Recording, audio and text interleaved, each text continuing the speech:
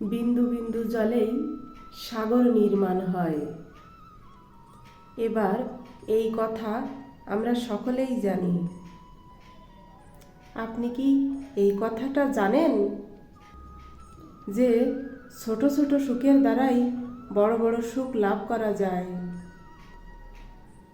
একজন বাবাকে দেখুন, তার সন্তান ছোট থেকে যুবক হওয়া পর্যন্ত তার সঙ্গে ছোট ছোট সুখ লাভ করে।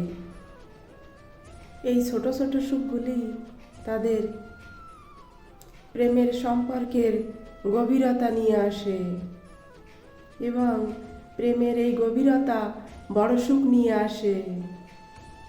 এটা ঠিক সেই রকম যেরকম বিশাল এক সমুদ্রে গভীর এক সমুদ্র অমূল্য রত্ন খুঁজে পাওয়া যায়, এটাও ঠিক সেই রকম।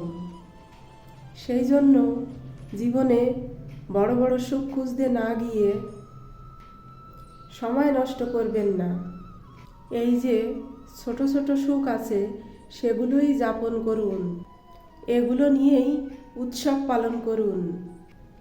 প্রেমের গভীরতা বুঝুন আর প্রেমে মন নিমজ্জিত করুন এবং তারপর দেখুন এই মন আর জীবন সুপ্রসন্ন হয়ে উঠবে।